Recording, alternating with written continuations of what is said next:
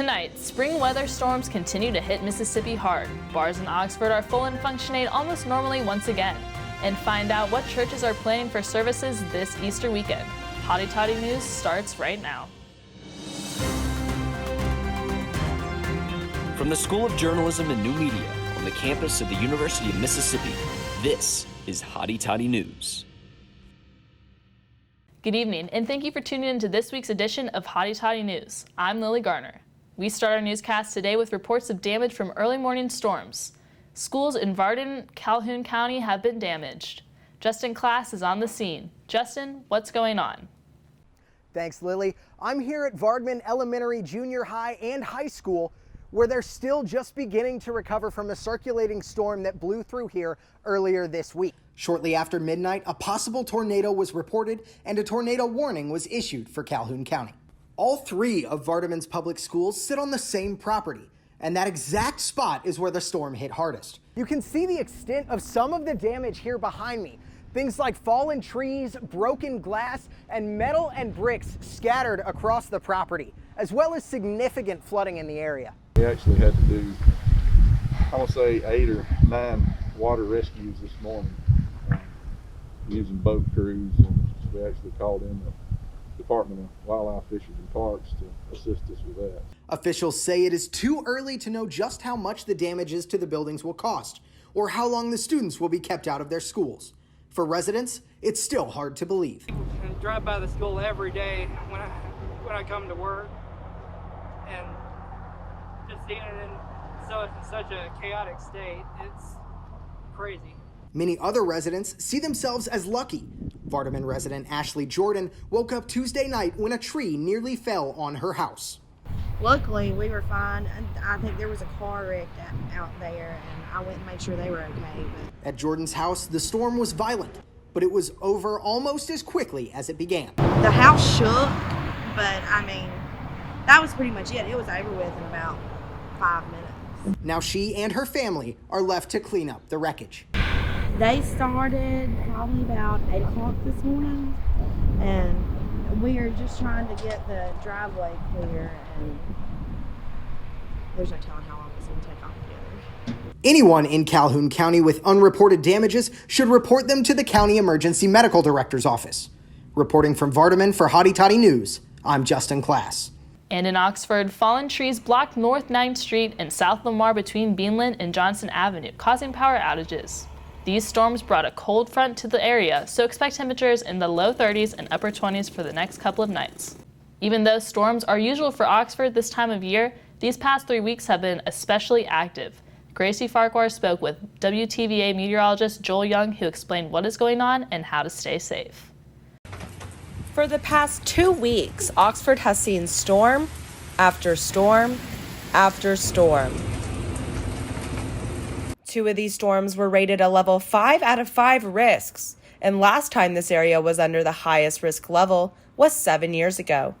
WTVA meteorologist Joel Young says that while spring is peak tornado season for Mississippi, the magnitude of the tornado threats are much greater this year because of La Nina. When you're in a La Nina pattern and you have cooler than average temperatures in the Pacific Ocean, that jet stream tends to go north. So you have warmer air surging north in the month of March, where typically colder air is still trying to shove its way south too. This weather pattern is causing panic, especially for Ole Miss students like Grace Spencer. Spencer is an out-of-state student who is not familiar with severe tornado weather. Honestly, I'm not from here, so the tornadoes really scare me. When the sirens go off, it kind of freaks me out, and I just don't even feel safe to drive. I usually am not around tornadoes like this. Young says Ole Miss students should familiarize themselves with the counties they are located in so that they can know if they are under a tornado watch or warning. Figure out where your safe place is, be within steps of it, know as soon as that warning is issued, you can get there. Young says although Oxford has dodged a bullet so far with tornadoes, we can expect to see this weather continue. Gracie Farquhar, Hotty Toddy News. Oxford restaurants and bars are back to full capacity since Governor Reeves lifted the mask mandate and other pandemic restrictions a couple of weeks ago. Megan Fayard asked bar owners how it feels to be back again. Restaurants and bars on the square have returned to normal and are operating at full capacity for the first time in a year. Each establishment is creating individual protocols to keep their employees safe. Manager and bartender at Funky's, Peyton Attaway, says that the bar is continuing to be cautious while hosting an extra 100 customers in a regular night. We're still courteous of, staying further away from people when we're serving, and we just recently took down our sneeze guards, but a lot of customers still come in wearing masks, and sometimes if we want to wear a mask, we have no issue with doing so. Restaurants and bars have been seeing larger crowds on the weekends as hundreds of individuals are filling up venues. While some employees on the square are against lifting the mask mandate and returning to normalcy, most seem to be getting comfortable with the large crowds. Bartender at Roundtable, Drew Gillette, says that with more people willing to come out, money has been a lot better. There's a lot more people coming in. People are more excited to go out to the bar. They're not really worried about getting to the bar early. People didn't want to pay covers and stuff like that. So now that it's kind of been lifted, everyone's kind of has the opportunity to come into the bar. We make a lot more money because more people are buying drinks. There's more people coming to the bar, yeah. Restaurants on the square such as South Depot and Ajax are still requiring employees to wear masks while working, though most bars are giving workers the option. Gillette says that no employee at the bar has become ill since the mask mandate was lifted. The return to normalcy is affecting each establishment and its employees differently. Either way, business is booming. Megan Fayard, Hotty Toddy News. 2 students received an inaugural fellowship that uses technology to make learning available for minorities. Matthew Henley has more on the story. 2 University of Mississippi students have been selected as fellows in a new program that is innovating education for minority and poverty-affected students around the country. So most kids, when they come to college, some of them don't end up not doing well because of their high school background of where they're from. DeBelle, who grew up in Haiti, says the program offers an opportunity to use technology to create equality in education. Technology is helping so much because there are things that people can do through technology that the parent doesn't have to be there. Technology plays a big role in equity in education.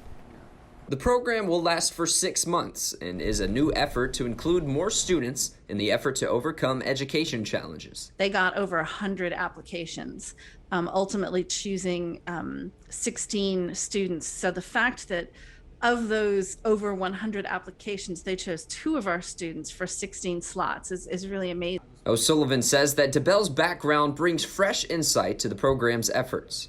And I think he's got experiences that really can inform the other members of the Student Fellowship Program, definitely help the Every Learner Network better understand students and where students are coming from.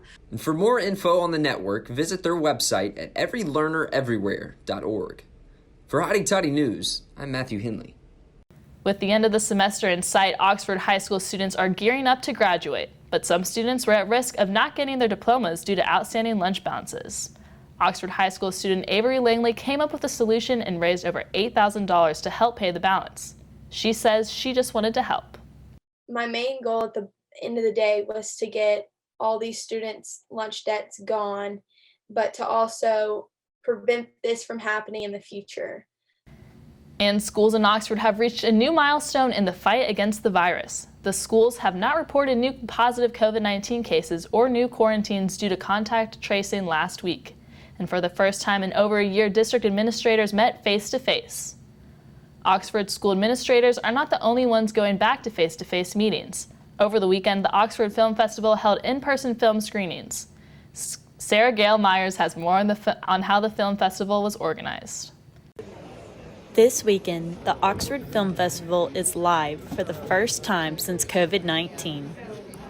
The festival showcased almost 200 films from music videos to documentaries submitted by independent filmmakers across the world.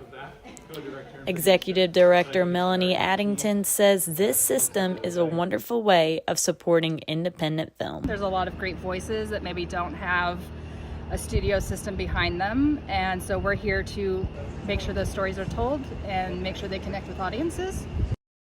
People come from all over to see films that relate to their lives, towns, and the people around them. Misty Breland, a resident of Forest, Mississippi, came to the film festival to see Dawn Triplett, who was featured in the film called In a Different Key. The film was a tearjerker. It was warm, it was informative, and it really gave you all the different levels of autism. The Oxford Film Festival lasted 5 days and ended on Sunday, but there will be a virtual showing of all the films April 1st through 30th. For more information on where you can watch the films, visit ox-film.com. For Hotty Toddy News, I'm S.G. Myers. A year ago, Easter Sunday worship was barren as the pandemic caused churches to close their doors for in-person celebrations. Grayson Gordon has an update on how services are looking this weekend. Easter Sunday is an important religious holiday for Christians, and Easter service is one of the most attended. Unlike last year, low COVID-19 infection rates and widespread vaccination are allowing churchgoers to gather in person. It's going to be a joy to be together for Easter. The First Presbyterian and St. Peter's Episcopal churches both filling their sanctuaries this Sunday, making sure to pay special attention to official guidelines. Most churches are doing some sort of COVID-safe protocol for Easter Sunday services. Like the First Presbyterian Church, which I'm in right now, they'll be doing mask and social distancing. So you could be sitting over here, or maybe here. So COVID protocol is 6 feet of social distancing between households.